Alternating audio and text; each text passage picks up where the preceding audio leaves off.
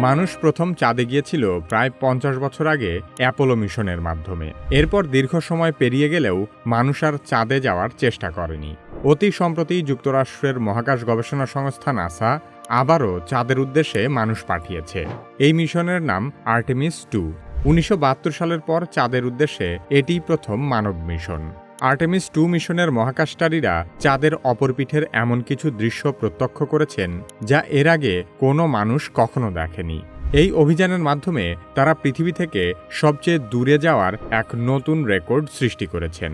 NASA আবারও কেন চাঁদের উদ্দেশ্যে মানুষ পাঠাচ্ছে সে সম্পর্কে আলোচনা করা হবে কি কেন কিভাবে এই পর্বে।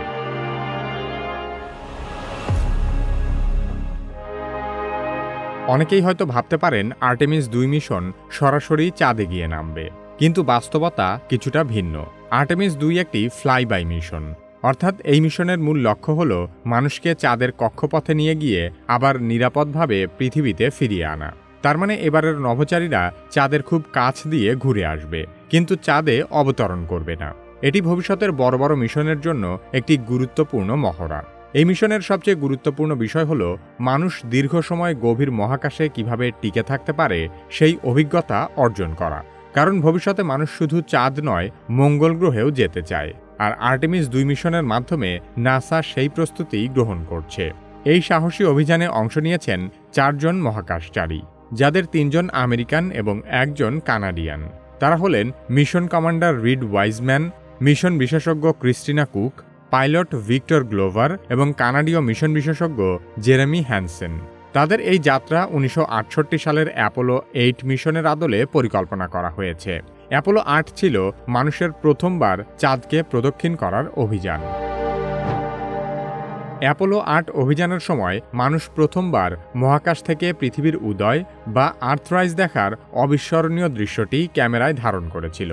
বর্তমান আর্টেমিস 2 এর ক্রুরাও চাঁদের অপর পাশ থেকে সমগ্র পৃথিবীর অসাধারণ কিছু ছবি তুলেছে।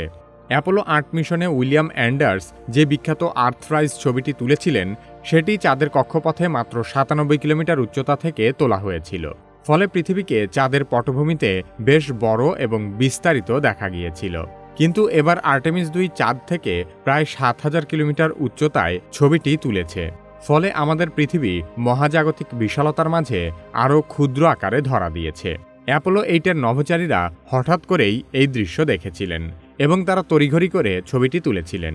কিন্তু আর্টেমিস 2 এর নভোচারীরা আগে থেকেই জানতেন কখন আর্থরাইজ হবে এবং সে কারণেই তারা নিয়ন্ত্রিতভাবে ছবিটি তোলার সুযোগ পেয়েছে। এবারের ছবিতে পৃথিবীর উত্তর ও দক্ষিণ মেরুর মেরুজ্যোতি, জোডিয়াকাল লাইট এবং সূর্যগ্রহণের মতো বিরল দৃশ্যও ধরা পড়েছে। আমরা পৃথিবী থেকে সবসময় চাঁদের একটি দিকই দেখে থাকি। এর কারণ হলো চাঁদ পৃথিবীর সাথে টাইডাল লকড অবস্থায় রয়েছে। তার মানে চাঁদ যতক্ষণে পৃথিবীকে একবার প্রদক্ষিণ করে ততক্ষণে চাঁদ নিজ অক্ষেও একবার ঘুরে যায়। এর ফলেই চাঁদের এই দিকটি সবসময় পৃথিবীর দিকে মুখ করে থাকে। আমরা সাধারণত চাঁদের অন্য পাশটাকে চাঁদের অন্ধকার পাশ বলে থাকি, তবে ওই দিকটা আসলে আদৌ অন্ধকার নয়। চাঁদের অন্ধকার দিক বলতে সাধারণত যে দিকটিকে বোঝানো হয় তার সঠিক নাম হলো চাঁদের ফার সাইড বা দূরবর্তী দিক। পৃথিবী থেকে ওই অংশটি কখনোই দেখা যায় না বলে দূরবর্তী দিক নামকরণ করা হয়েছে।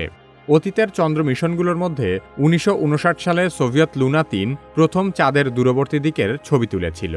পরবর্তীকালে অনেক অরবিটার ও ফ্লাইবাই মিশনও ওই দিকটার বিস্তারিত ম্যাপিং করেছে এবং অ্যাপোলো মিশনের নভোচারীরা প্রথম নিজে চোখে দেখেছে। অতীত অ্যাপোলো মিশনের সময়সূচি এবং উচ্চতা অনুসারে চাঁদের দূরবর্তী দিকের অনেক অংশই পুরোপুরি আলোকিত না থাকায় তা সম্পূর্ণ দেখা যায়নি।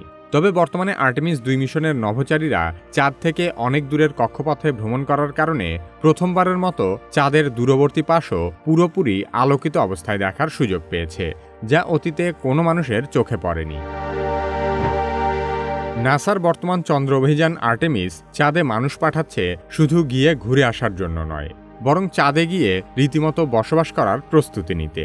চাঁদে বসবাসের প্রধান উদ্দেশ্য হল মঙ্গল গ্রহে জটিল অভিযান পরিচালনার জন্য প্রস্তুতি গ্রহণ করা। তাই বলা যায় এবারের চন্দ্র অভিযান মূলত মঙ্গল গ্রহ জয়ের মহড়া। আর্টেমিস প্রোগ্রামে মানুষ চাঁদে যেতে যে নভোযান ব্যবহার করেছে তার নাম ওরিয়ন। একে বলা হয় MCV বা মাল্টিপারপাস ক্রু ভেহিকল। নভোযানটিতে 6 জনের ধারণ ক্ষমতা থাকলেও 4 জন নভোচারী পরিবহন করা হয়েছে। এই এমসিভি দিয়ে মহাকাশের গভীরে ভ্রমণ করা যাবে। ভবিষ্যতে মানুষ মঙ্গল গ্রহে যেতেও ওরিয়ন যান ব্যবহার করবে। ওরিয়ন এমসিভি তৈরি করেছে আমেরিকার বিখ্যাত অস্ত্র নির্মাতা প্রতিষ্ঠান লকহিড মার্টিন। এই ওরিয়ন ক্যাপসুল যে রকেটের সাহায্যে উৎক্ষেপণ করা হয়েছে তার নাম SLS রকেট। 2011 সালে রকেটটির নির্মাণ কাজ শুরু হয়েছিল। বর্তমান সময়ে এটি পৃথিবীর সবচেয়ে শক্তিশালী রকেট। অ্যাপোলো প্রোগ্রামে ব্যবহৃত কিংবদন্তি স্যাটার্ন 5 রকেটের চেয়ে SLS রকেট সকল দিক থেকেই বহু এগিয়ে। স্যাটার্ন 5-এ চড়েই মানুষ প্রথম চাঁদের উদ্দেশ্যে যাত্রা করেছিল, আর SLS রকেটে করে মানুষ আবারও চাঁদে ফিরে যাচ্ছে স্থায়ী বসতি গড়ে তোলার জন্য।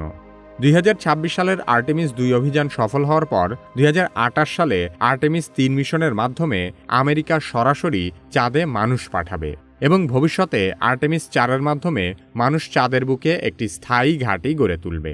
সবকিছু ঠিকঠাক থাকলে আগামী 1 দশকের মধ্যে মানুষ চাঁদের বুকে স্থায়ীভাবে বসবাস করবে। অ্যাপোলো মিশনের সাথে আর্টেমিস মিশনের একটি বড় পার্থক্য হল একটি মুন স্টেশন। আন্তর্জাতিক মহাকাশ স্টেশনের আদলে চাঁদের চারপাশে ঘূর্ণায়মান একটি মহাকাশ স্টেশন তৈরি করা হবে। এর নাম লুনার গেটওয়ে। চাঁদে অভিযান পরিচালনার সময় পৃথিবীর সাথে শক্তিশালী যোগাযোগ রক্ষার জন্য এই স্টেশনটি কাজ করবে। গেটওয়ে প্রজেক্টটি NASA, Canadian space agency, European space agency এবং জাপানিজ অ্যারোস্পেস এক্সপ্লোরেশন এজেন্সির যৌথ উদ্যোগে নির্মাণ করা হবে। গেটওয়েকে এমনভাবে তৈরি করা হবে যাতে মিশনের ব্যাপ্তি বৃদ্ধির সাথে সাথে প্রয়োজন অনুযায়ী স্টেশনকে বড় করা যায়। 2027 সালে এর ইঞ্জিন এবং 55 টন ওজনের একটি কম্পার্টমেন্ট মহাকাশে পাঠানোর মাধ্যমে এই স্টেশন নির্মাণের কাজ শুরু হবে। মানুষ বসবাসের কক্ষ এবং লজিস্টিক্স ইউনিট পৃথিবী থেকে তৈরি করে পরবর্তীতে স্টেশনের সাথে সংযুক্ত করা হবে। এরপর ধীরে ধীরে আরও বহু অংশ স্টেশনটির সাথে যুক্ত হবে। চাঁদের আকাশে ভাসমান স্থায়ী মহাকাশ স্টেশন লুনার গেটওয়ে আন্তর্জাতিক মহাকাশ স্টেশনের তুলনায় মাত্র 13%। গেটওয়ের কারণে চাঁদের যে কোনো অঞ্চলে অনায়াসে অভিযান পরিচালনা করা যাবে। এই স্টেশন থেকে একই সাথে একাধিক মিশন পরিচালনা করারও ব্যবস্থা থাকবে।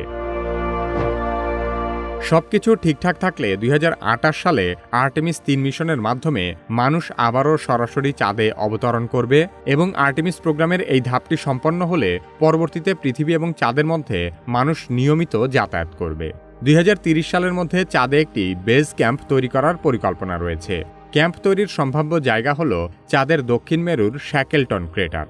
এই গর্তের ব্যাস প্রায় 20 কিলোমিটার এবং গভীরতা প্রায় 3 কিলোমিটার। এই অন্ধকার গর্তের মধ্যে ক্যাম্প তৈরি করার বিশেষ কারণ আছে।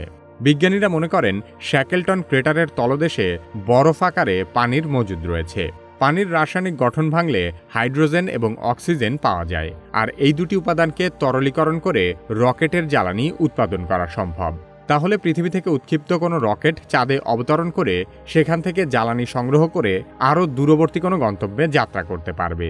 চাঁদের বুকে পানি খুঁজে বের করা সম্ভব হলে আন্তঃগ্রহ যাত্রার সময় চাঁদকে গ্যাস স্টেশন হিসেবে ব্যবহার করা যাবে। নাসার পর্যালোচনা অনুযায়ী চাঁদে প্রায় 1 বিলিয়ন মেট্রিক টন বরফ থাকতে পারে। আর্টেমিস প্রোগ্রামের প্রথম দিকে সেই পানি খুঁজে বের করাই হবে প্রধান কাজ। মানুষ অতীতে বেশ কয়েকবার চাঁদে গেছে। মানুষের সেসব চন্দ্র অভিযান কেমন ছিল সে সম্পর্কে কিভাবে একটি পূর্ণাঙ্গ ভিডিও আছে। মানুষ অতীতে কতবার চাঁদে গেছে সে সম্পর্কে জানতে চাইলে কিভাবে এই ভিডিওটি দেখতে পারেন। বর্তমান সময়ে এআই না শিখলে আপনি নিশ্চিতভাবেই পিছিয়ে পড়বেন। যারা নিজে নিজে এআই এর ব্যবহার শুরু করতে ভয় পাচ্ছেন তারা কিভাবে একাডেমির এআই দক্ষতা কোর্সে ভর্তি হতে পারেন।